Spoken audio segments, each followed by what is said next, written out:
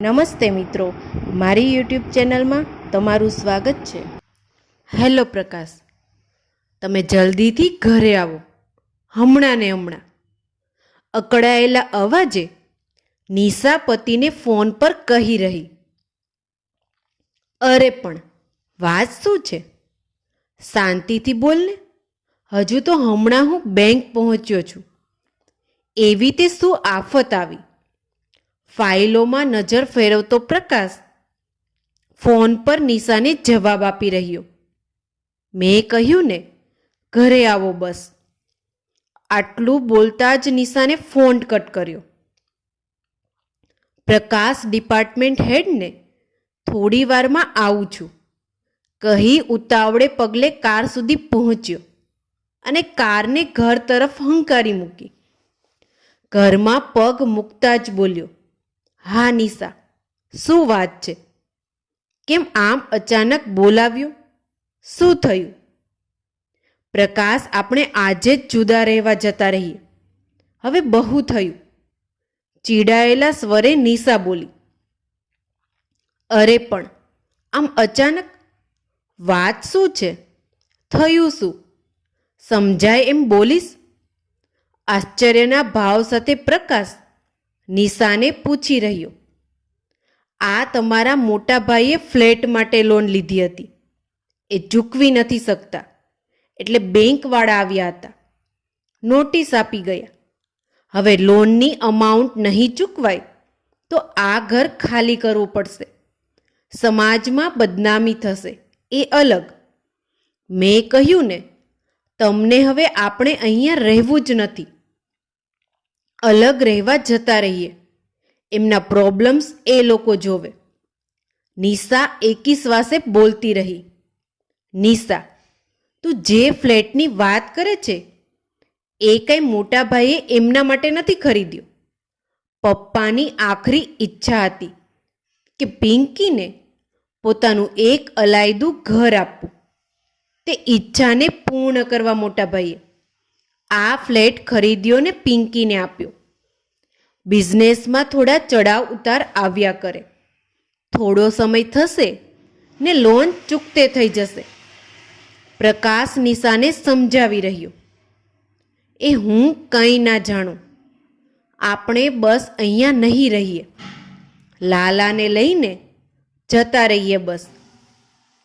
મારે government job છે અને તમારે બેંકની નોકરી. આપણે શા માટે આ લફડામાં પડવું? મોટા ભાઈને લોન ચૂકવવી હોય તો ચૂકવે, હું શું કરું? મેં અરજી કરી દીધી છે, મને ક્વાર્ટર મળી ગયું છે. આપણે ત્રણેય હવે ત્યાં જ રહીશું. નિશા તો બસ જીદ લઈને બેઠી. બસ કર નિશા, સ્વાર્થીપણાની કંઈ હદ હોય. મારો લાલો કહે છે ને, એ આ મોટા ભાઈ ભાભીના સમર્પણનું ફળ છે. તારે પહેલાં બાળકના મિસકેરેજ વખતે જ ડૉક્ટરે કહી દીધેલું, તું હવે માં નહીં બની શકે. ત્યારે તને સંભળાવવા માટે પોતાના નવજાત લાલાને ભાઈ ભાભીએ તને સોંપી દીધો. ભૂલી ગઈ? પ્રકાશ નિશાને ભૂલનું ભાન કરાવવા કહી રહ્યો. જો નિશા, આમ ઉતાવળે કોઈ નિર્ણય ન લેવાય. હું મોટાભાઈ સાથે વાત કરું છું.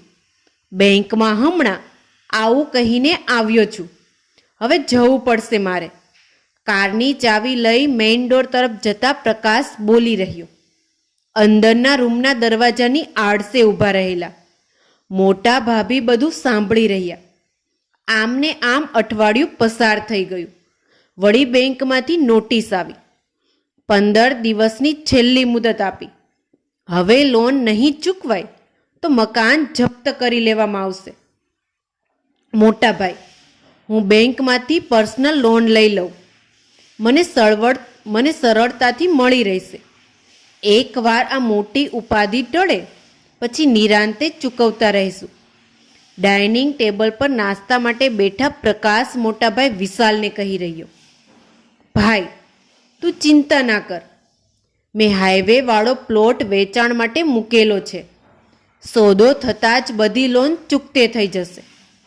નિશા વહુને નહીં ગમે તો રહેવા દે ભાઈ, તારો સંસાર ના બગાડીશ. વિશાલ નાના ભાઈ પ્રકાશને સમજાવી રહ્યો. મોટા ભાઈએ, પ્લોટ તો તમે જાનકી દીકરી માટે રાખ્યો હતો ને? પ્રકાશનો પ્રશ્ન.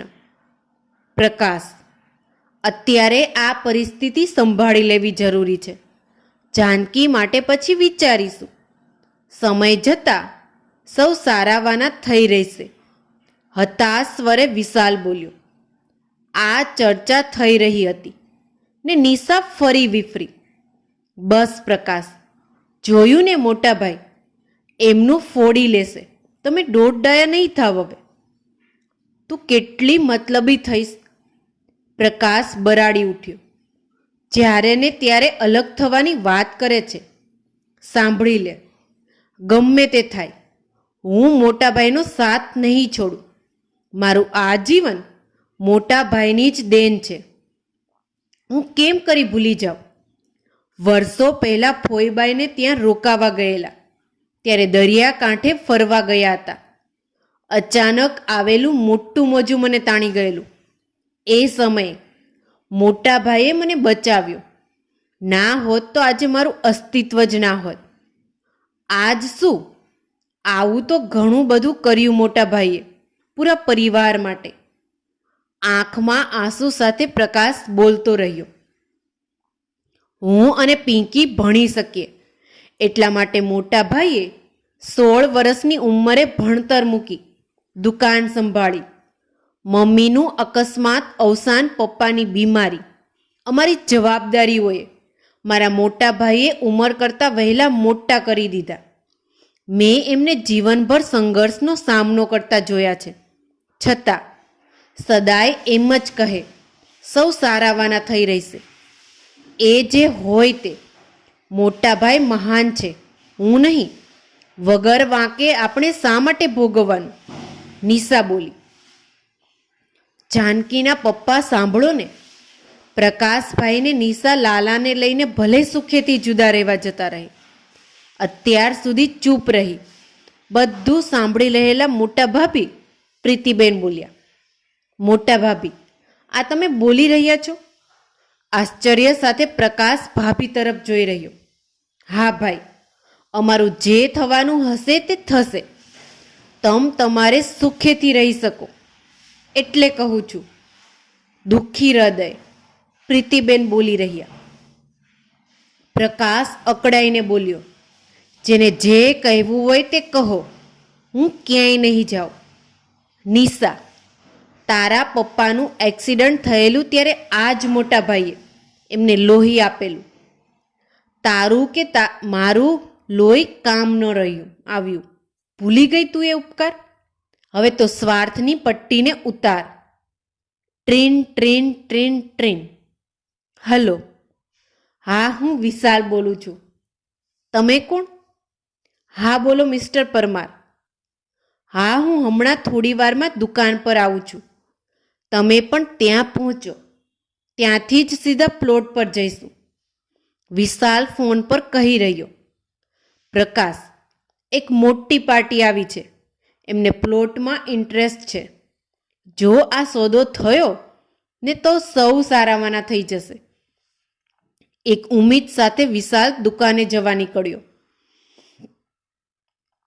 ભાભી, હું પણ બેંક જાઉં છું, સાંજે વાત કરશું, કહી પ્રકાશ નીકળ્યો. કરો જેને જેમ કરવું હોય તેમ. મોં બગાડતી નિશા પણ ઘર બહાર નીકળી ગઈ. સૌ સારાવાના થઈ રહે તે માટે મોટા ભાભી કાન્હાજીને આજીજી કરી રહ્યા. 3 દિવસની ભાગદોડના અંતે પ્લોટનો સોદો સફળ થયો ને રોકડ રકમ હાથ પર આવતા જ લોન ચૂકવાઈ ગઈ. પતિને ઉદાસ જોઈ પ્રીતિબેન બોલ્યા.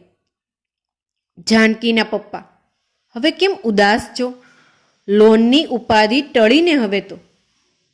પપ્પાએ જેમ પિંકીને મકાન આપવાની ઈચ્છા રાખી, એમ હું પણ મારી લાડકીને કંઈ આપી શકું એટલે તો આ એકમાત્ર પ્લોટ લઈ રાખ્યો હતો.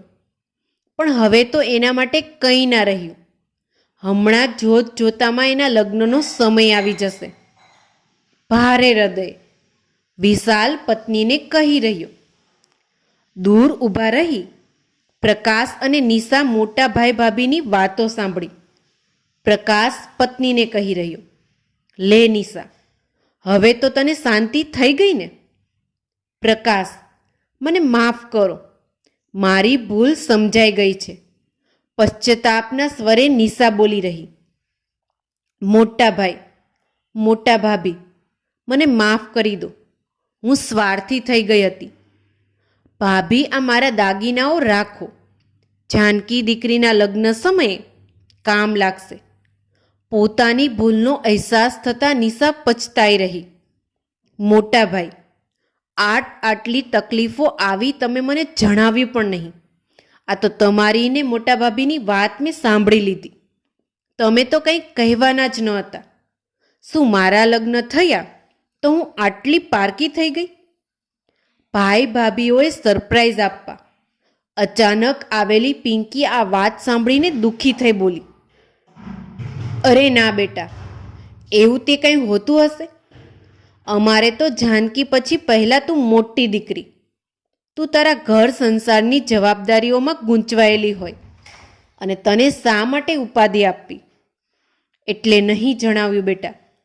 નારાજ થયેલી બેનને મનાવવા વિશાલ પ્રયત્ન કરી રહ્યો.